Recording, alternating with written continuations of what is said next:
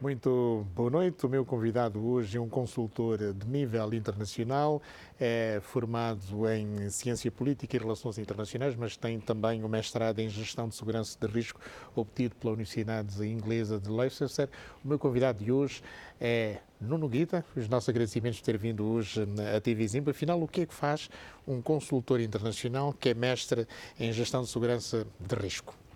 Muito obrigado, Dr. Emílio Carlos Xavier. É um prazer estar aqui, antes de mais, agradeço o convite. Num mundo de adversidade e incerteza, um consultor apoia as organizações que percebem a incerteza e os riscos a que estão expostos, justamente na gestão desses riscos. E passa por identificar os riscos, por mitigar esses riscos, quantificá-los e, em suma, com isso, reduzir perdas, reduzir custos e aumentar a eficiência económica das organizações. Ter em conta que os riscos a que eu particularmente me dedico são os riscos de origem humana, em regra ardil fraudulento, e que não são passíveis de automatizar, porque eles comportam consigo aquilo que é a criatividade humana. Um burlão, um corruptor, um branqueador, ele vai, pela natureza da sua atividade, da sua especialização, sempre encontrar obstáculos, sejam eles dos órgãos de repressão criminal, dos sistemas bancários, da legislação, e, como qualquer ladrão que vê uma barreira erguida àquilo que é a sua motivação, ele vai, pela sua criatividade, justamente procurar contornar, ultrapassar esses obstáculos. E é aí que nasce uma coisa que é o elemento criativo da criminalidade económica. Um consultor, como eu, procura perceber isso e justamente antecipando-se ou reagindo-se na prevenção ou na reação a essas ameaças, apoiar justamente as organizações e prevenir a sua vitimização. No ano passado esteve aqui no nosso país a participar numa conferência, curiosamente a primeira, sobre fraudes e delitos económicos no nosso país. Com que impressões é que ficou no ano passado sobre, digamos, este processo que está em curso no nosso país? Eu vou-lhe, como não podia deixar de ser, muito honestamente, fiquei, como disse e tive a oportunidade de o dizer na conferência, absolutamente surpreendido. Nunca tinha estado em Angola, nunca tinha estado na África subsaariana e chegar aqui o ano passado e ver um evento daquela dimensão, tão bem organizado, com a presença e a participação, aliás, promovido pela PGR, propagar a gestão do compliance, a gestão da antifraude, com uma mensagem muito forte por parte dos poderes públicos para os privados, no sentido da autorregulação, surpreendeu-me em absoluto.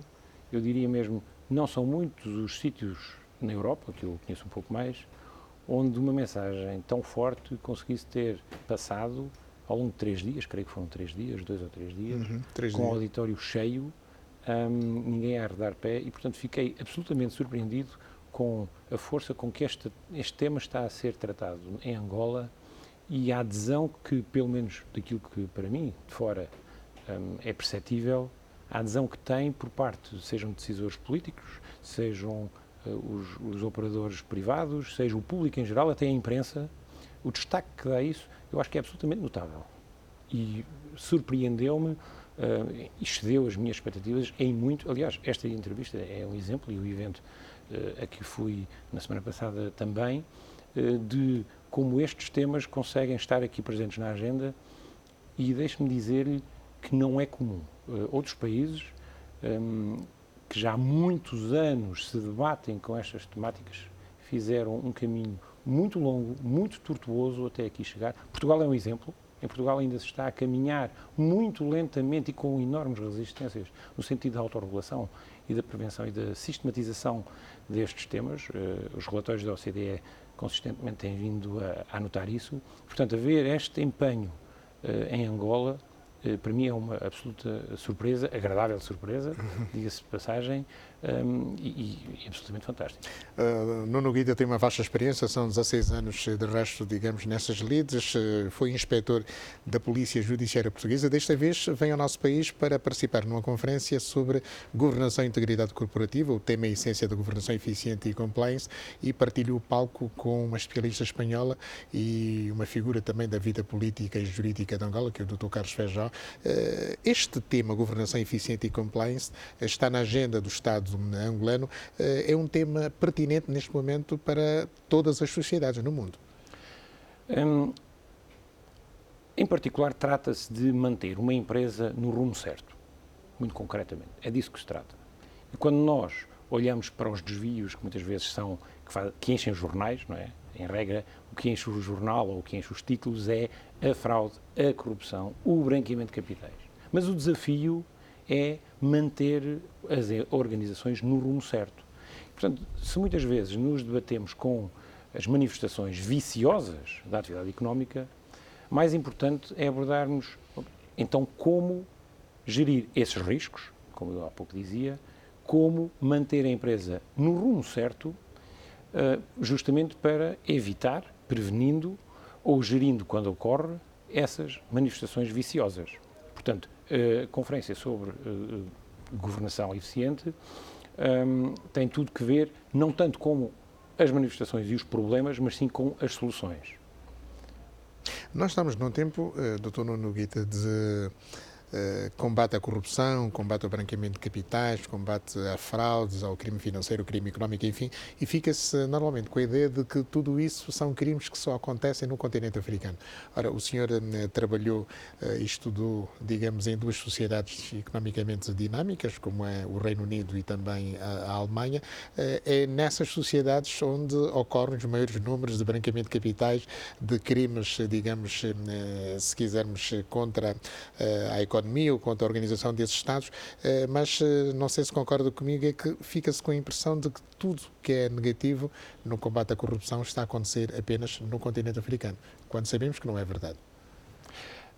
De facto, isso é um problema muito interessante, porque ele, do meu ponto de vista, insere-se mais nas dinâmicas discursivas. Por exemplo, as sociedades africanas, qualquer uma delas, conseguem competir com aquilo que acontece em Frankfurt ou, por exemplo, em Londres? De forma alguma. Pelo menos hoje em dia. Hoje em dia, sem sombra de dúvida, as estatísticas, e é preciso depois olhar para as estatísticas de uma forma cuidada, apontam claramente para Londres, enquanto centro financeiro, onde ocorrem maiores operações suspeitas de branqueamento de capitais. Longe estará ainda Angola de poder sequer aproximar-se disso. Para dizer o quê?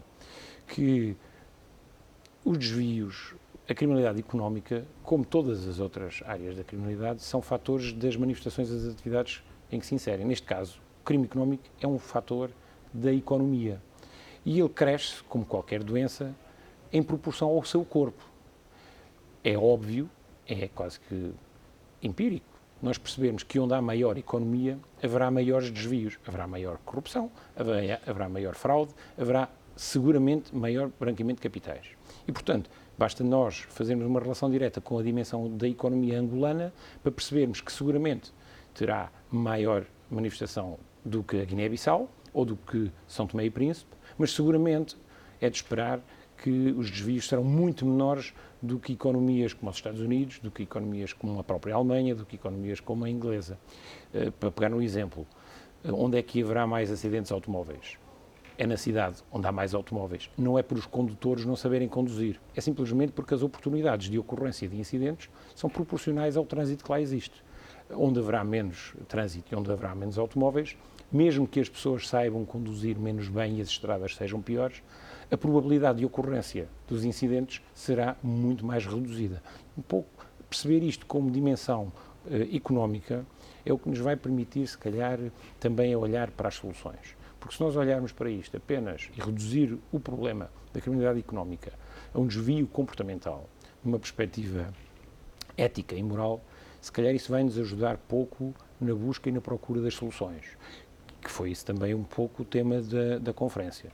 Isto para responder muito concretamente, África e Angola seguramente, ainda enquanto a economia não crescer ao nível da alemã, estará seguramente muito distante dos níveis de fraude, e chegam-nos todos os dias as notícias das fraudes que ocorrem naquele país e dos valores, porque também temos que atender que uma fraude ocorrida aqui, seguramente que é sempre de valores muito inferiores à fraude do Dieselgate, à fraude da Siemens, à fraude da Ferrostal, e podia aqui estender a lista até não acabar. Que ocorrem justamente em sociedades desenvolvidas, onde até se fala numa ética de trabalho, onde até existem quadros de valores de referência muito antigos e muito sólidos, mas percebe-se que isso pode ter alguma influência, mas seguramente não chega para justificar tudo. Portanto, a dimensão e a dinâmica e a realidade económica parece-me a mim que serão realidades que estão muito mais próximas do fenómeno a que dão depois origem. Pela sua experiência como inspetor da Polícia Judiciária Portuguesa, que tipo de cooperação acha que pode ser desenvolvida aqui pelos Serviços de Investigação Criminal e a Procuradoria-Geral da República para combater crimes económicos em Angola? É muito importante. Eu gosto sempre de usar imagens simples, porque a realidade, quando ela é complexificada, em regra é porque alguém não percebe do que é que está a falar. Para pôr um animal qualquer a mover-se contra a sua vontade é preciso o chicote e a cenoura. É uma figura que se usa frequentemente em Portugal, não sei se aqui é conhecida. Ou seja, é preciso a dissuasão para os desvios comportamentais, mas também é preciso a motivação para agilizar, para se mover num determinado sentido. Queremos nós, no âmbito do governance, que isso seja mover e manter a empresa ou a organização no rumo certo. A Polícia Judiciária e o Ministério Público, como em qualquer sociedade, têm um papel eminentemente repressivo, que é o chicote. E é fundamental. Se não houver desencorajamento, se não houver repressão, e se ela não for percebida como eficaz, isso é um elemento a menos para mover todo o tecido, todos os atores no sentido correto. Ou seja, claro, a repressão é fundamental. E é fundamental a colaboração e a cooperação, como me referia, porque estamos a falar, em regra, de realidades muito complexas. Eu, quando estava na Polícia Judiciária, e muitos anos trabalhei na área da criminalidade económica, tinha a percepção muito clara de que todos, sem exceção, dos suspeitos que eu investiguei eram, no mínimo, muito mais capazes e inteligentes do que eu. E, no mínimo, tinham muitíssimo mais recursos do que eu. E a acrescentar isso, tinham uma motivação de ganho muito superior àquela que eu tinha com a motivação da repressão. Portanto, a colaboração é absolutamente importante para que se consiga eficazmente reduzir e reprimir essas condutas. Nuno Guita esteve nesta conferência, onde falou sobre a essência da governação eficiente e compliance. O que é que disse à augusta Assembleia que o ouviu no Banco Económico? Bom, a conferência que foi promovida pela ILUNG, e a quem de resto eu tenho que agradecer estar aqui, o meu contributo era justamente transmitir a importância da reunião dos três elementos que são o governance, ou seja, o governo societário, o compliance, o cumprimento das regras e a gestão de risco.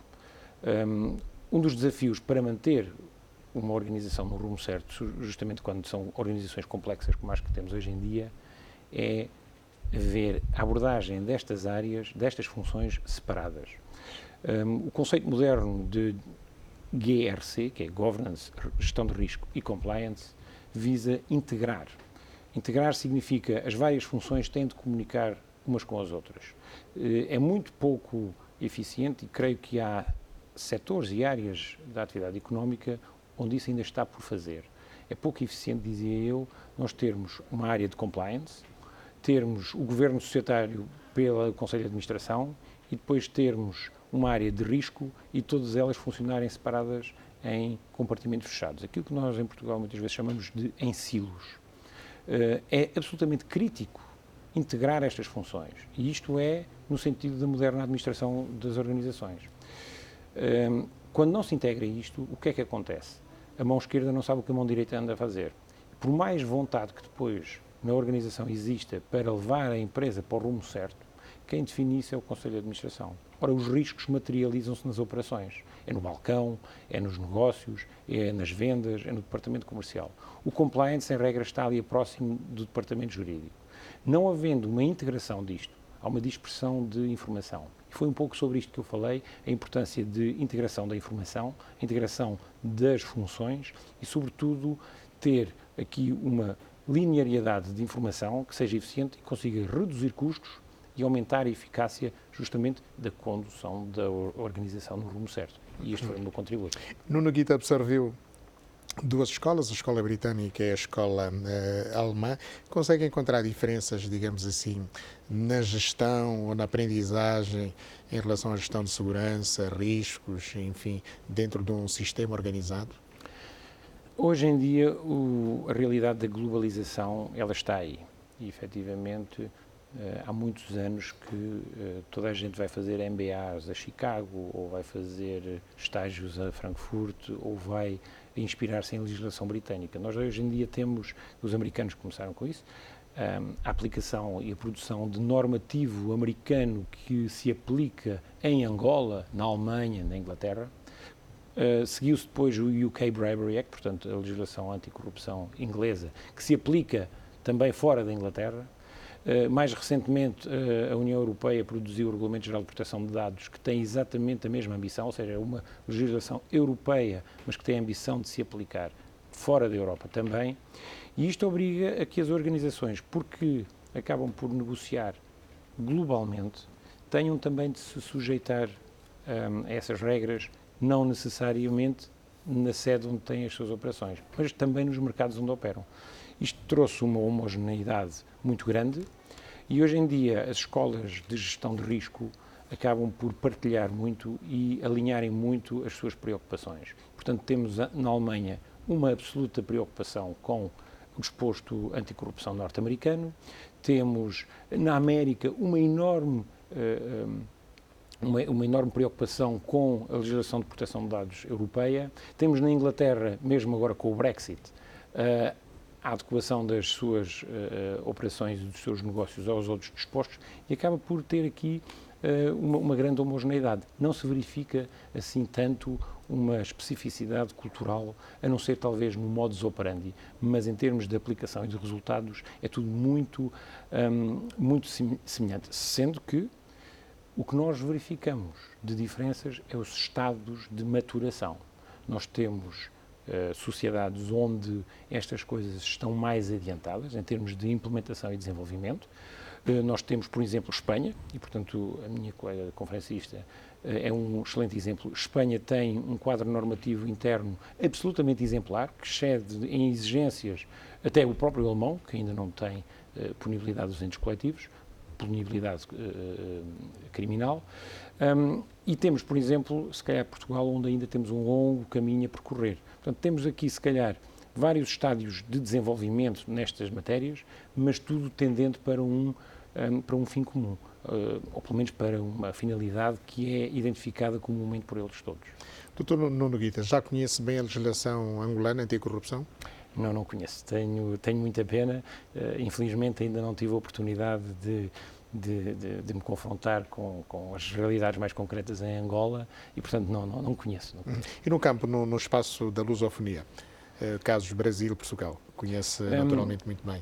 O Brasil é um caso absolutamente empolgante.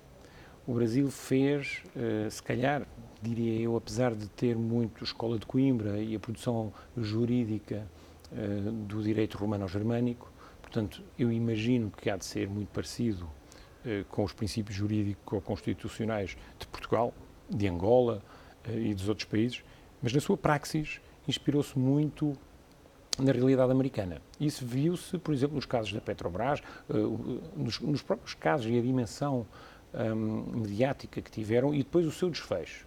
O Brasil fez uma coisa que eu acho absolutamente empolgante, que é associar ou completar aquilo que é uma forte repressão com os meios repressivos, aquilo que nós muitas vezes chamamos de combate à corrupção, com uma outra coisa que é a reestruturação organizacional. As organizações que foram identificadas e acusadas até, os seus administradores, de atos corruptivos e de atos fraudulentos, ainda assim sobreviveram. E à semelhança de um caso que fez escola na Europa, que é o caso da Siemens, não só sobreviveram a um período de tensão e de crise até, em que a sua sobrevivência estava posta em causa, que foi o período da repressão criminal pelos órgãos de repressão criminal, como depois disso se regenerou, depois disso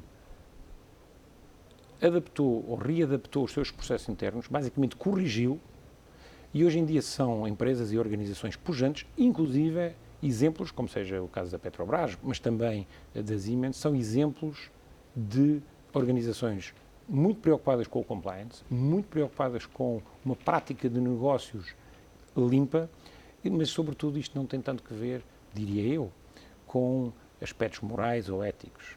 Tem a ver que fazer negócios limpos poupa dinheiro, reduz custos, sobretudo aumenta a eficácia e a eficiência e aumenta a rentabilidade daquela organização. E no Brasil isso parece que se percebeu muitíssimo bem.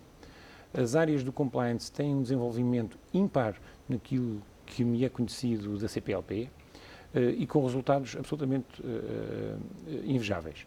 E eu só espero que isso também se faça escola noutras paragens, porque isto também nos diz uma coisa: não é o quadro legal que per si determina a praxis. O quadro legal é aquilo que enquadra a praxis, mas a praxis tem que se orientar pelos objetivos. E no Brasil parece-me que foi muito eficaz. Em Portugal, lamento os casos que nós temos tido, os escândalos que temos tido, como de resto todas as economias têm, ainda não conseguimos chegar àquele nível de reestruturação organizacional que permita evitar a destruição de valor. Os casos que nós temos que são conhecidos dos média, em regra, têm sempre e trazem consigo o grande drama da destruição de valor, ou seja, há uma organização que se envolveu em práticas criminosas, depois há uma investigação mais ou menos demorada e, em regra, isso acaba com fortes sanções e também com a destruição dessa organização. E nós temos que ver que isso, se calhar, do meu ponto de vista, é uma lástima, porque são muitos postos de trabalho que se perdem, é muito valor que é destruído, quando, se calhar, o exemplo da Siemens ou até da Petrobras seriam exemplos para os quais nós podemos olhar. Há um antes e há um após.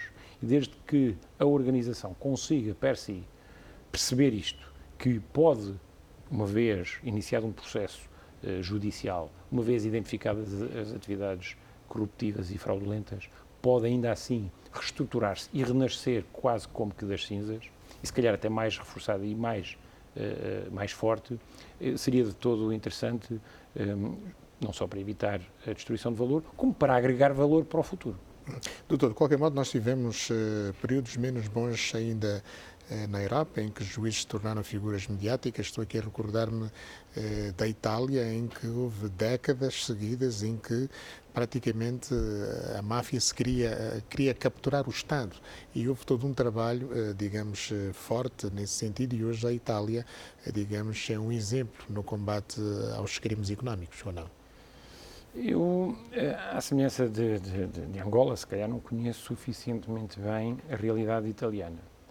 O que nós temos vindo a assistir no crime organizado é uma sofisticação. Efetivamente, os seres isto é da biologia, os seres que sobrevivem não são os mais fortes, não são os mais inteligentes, não são os mais rápidos, são os que melhor se adaptam. E a mesma coisa se aplica à criminalidade, e sobretudo à criminalidade organizada. Aquela que não se adapta acaba por ser extinta. São aquelas organizações que as forças policiais conseguem desmantelar. Mas há sempre aqueles que se conseguem adaptar.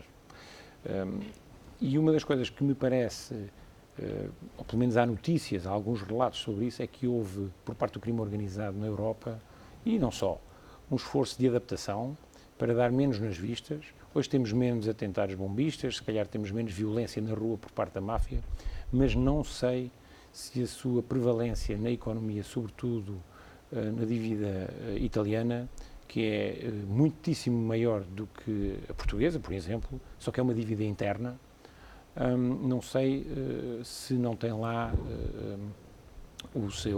a sua influência, e é muito preocupante, porque acaba por ter um papel económico que escapa às lógicas de mercado e à supervisão. A Finlândia, por exemplo, que conheço bem, é um caso de sucesso no combate à fraude, crimes, enfim, branqueamento de capitais, por exemplo? Eu acho que não. As estatísticas vão-me contrariar. As estatísticas vão-me contrariar. Mas do meu conhecimento empírico, dos projetos e dos casos e dos clientes finlandeses que eu tenho, eu diria que têm tanta prevalência e estão tão expostos quanto os outros países. Há uma coisa que os países nórdicos conseguiram, que é, se calhar, o sucesso da comunicação. E as estatísticas que muitas vezes são utilizadas, às quais eu não adiro, nomeadamente o Índice de Transparência Internacional, refere-nos a percepção da corrupção. Portanto, tem a ver com a dimensão que as pessoas percebem do fenómeno. Ora, basta uma estratégia comunicacional suficientemente eficiente para ocultar fenómenos da percepção pública e generalizada, para então ter uma percepção diferente. Se calhar o que nós temos é uma percepção menor destes fenómenos nos países nórdicos. Fez o estudo da percepção da corrupção lançado este ano? Eu não fiz o estudo, mas o Observatório da Fraude e Economia do OBGEF no Porto, do qual eu sou sócio, nós acompanhamos isso sempre muito perto. Existem ali algumas variações, mas, mais uma vez, são estudos de percepção. E a percepção, ela é, como nós sabemos, ela é influenciada pela comunicação. Os média têm um papel fundamental. E se nós olharmos qual é a quantidade de notícias sobre fraude que existe, por exemplo, na Alemanha, quantas vezes é a mesma notícia repetida, se calhar nós temos índices de comunicação sobre fraude muitíssimo inferiores do que, por exemplo, em Portugal, ou se calhar, não conheço, mas em Angola, o que gera nas pessoas uma percepção distorcida, porque a percepção não acompanha a materialização dos fenómenos. Existe um outro estudo da Rand Corporation, muito mais antigo, que aborda este fenómeno com base não na percepção, mas nos custos. Os custos para fazer negócio nos vários países. E aí a estatística é muito diferente, porque aí eu tenho de comportar custos de economia paralela numa ou noutra economia. Portanto, eu tenho sempre muita suspeita, eu não sou o grande adepto do índice de percepção, porque ele compara realidades que são diferentes. E compararmos realidades diferentes com os mesmos parâmetros pode não ser elucidativo. E, portanto, tenho aí um pouco de dúvida quanto à realidade dessa asserção. Agora, como digo, conheço eu, e tenho clientes, na Finlândia, casos de fraude e corrupção na Finlândia, de cartel, e se nós formos ver, os processos são públicos na Comissão Europeia, e que não fogem ao padrão restante. E temos que ter em conta que a Finlândia é um país muito pequeno e, portanto, obviamente que não é de esperar dimensões que extrapolem a estatística da própria demografia. Vamos olhar agora um bocadinho também para a sua área de formação académica, a licenciatura em Ciência Política e Relações Internacionais. Como é que olha hoje para este grande conflito que há no domínio da economia e das finanças entre a China e os Estados Unidos da América? Eu não sou um especialista de economia internacional, mas é histórico a alternância. Portanto, nós, se olharmos um pouco para aquilo que nos dizem os livros e as teorias das relações internacionais, o que nós temos é uma potência hegemónica ao fim de 70 anos, se calhar naquilo que alguns autores identificam como sendo o fim de ciclo. Historicamente, nós tínhamos antigamente os ciclos de hegemonia a terminarem com conflitos sistémicos. As grandes guerras. As guerras napoleónicas, a Primeira e a Segunda Guerra Mundial. Hoje em dia, o fator nuclear impede-nos de termos esses confrontos e conflitos armados sistémicos e globais.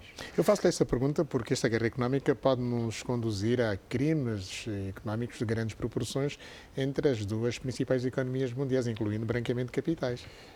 Não só isso, como o fator economia é um elemento bélico. A guerra económica. E que ela é travada há muito tempo. Isso, de resto, também é histórico. Aquilo que numa competição saudável chamamos de concorrência, de sã concorrência, numa dimensão onde mais agressiva é uma guerra económica. Parece-me que os Estados Unidos estão a tentar reagir contra aquilo que é os ventos do tempo. A China, tradicionalmente, tem um fôlego muito longo. Como dizia o Mao Tse-tung, tudo o que ele diz aplica-se para os próximos 1000 anos, que são fôlegos diferentes das nossas sociedades ocidentais, que vivemos tudo para ciclos eleitorais de 4 anos.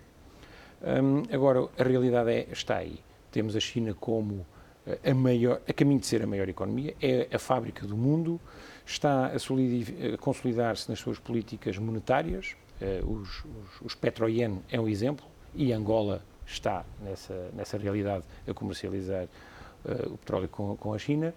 E, portanto, parece tudo bastante sólido o que dali vem. Agregar a isto, estamos já a assistir às iniciativas da cibercriminalidade, porque nos dias que correm a dimensão informacional tem um peso absolutamente esmagador. No meio disto temos os crimes informáticos, temos os crimes económicos, o branqueamento de capitais. O desfecho disto é absolutamente incerto. Uma coisa parece-me evidente, não sabendo o que é que aí vem, parece-me que o passado não se vai repetir. Mas acredita, Donald Trump tem dito que a China será a maior economia do mundo depois de ele deixar a Casa Branca.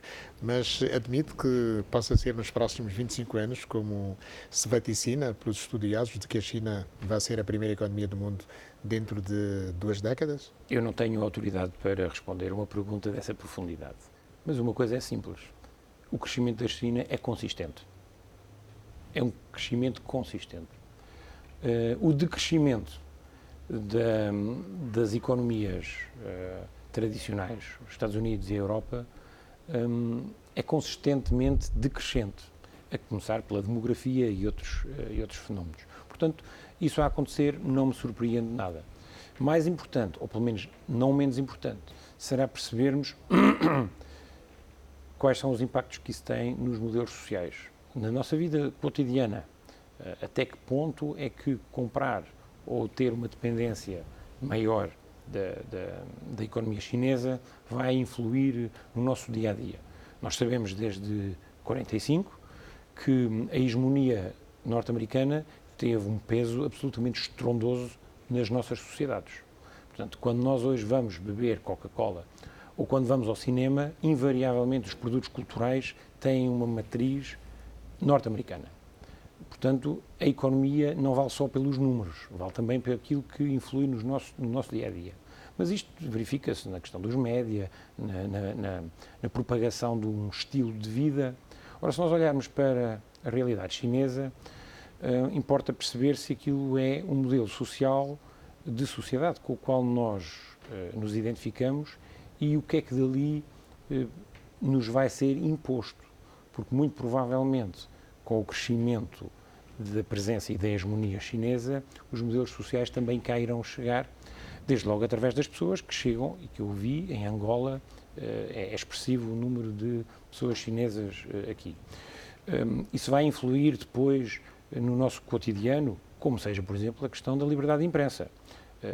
A liberdade de imprensa insere-se dentro de um valor ocidental, que decorre da liberdade individual, que tem muito a ver com o individualismo ocidental, que tem raízes históricas desde a Antiguidade Clássica, mas que não tem reflexo na matriz cultural oriental. São heróis diferentes. Os nossos heróis, eu refiro-me agora à Europa, são heróis diferentes dos heróis chineses. E, portanto, há expectativas diferentes. A questão da liberdade individual, como eu dizia, é uma delas. Vamos aqui assistir à importação de modelos, desde logo de governance, ou de governo, ou de políticas chinesas. Aquilo que está agora a acontecer em Hong Kong é um reflexo disso, o quanto é potencialmente conflituoso a imposição de modelos sociais que vêm a seguir à onda económica a pessoas que, se calhar, têm expectativas de modelos de vida incompatíveis com aquilo que lhes está a ser proposto. E no tabuleiro geopolítico, este conflito também que há entre a Rússia e os Estados Unidos, preocupa-lhe? A mim preocupam-me todos os conflitos, porque nos dias que correm, os conflitos, em regra, significam nada de produtivo. Eu não partilho da ideia de que as guerras são promotoras de bem-estar e de riqueza. Aliás, Se a Europa e se calhar o mundo nos últimos 100 anos cresceram economicamente e em bem-estar, veja-se o exemplo de Angola, o bem-estar ele cresce e ele nasce e ele floresce em paz. Portanto, sempre que há manifestações belicistas, isso preocupa-me porque a inocência é a primeira vítima da guerra e seguramente nós nunca sabemos onde é que um processo começa e nunca sabemos onde é que ele acaba e, portanto, obviamente que preocupa. Nuno Guita, muito obrigado por ter vindo hoje à TV5. Muitíssimo obrigado. Esta foi a conversa com um especialista em ciência política, relações internacionais e também especialista em gestão de riscos. Esteve aqui à conversa. Nuno Guita veio a Luanda proferir uma conferência a convite da Ilungi. Então, fique bem. Sei que correspondeu à sua expectativa. Na próxima sexta-feira cá estaremos com mais outro convidado e com argumentos de razão. Muito obrigado e boa noite.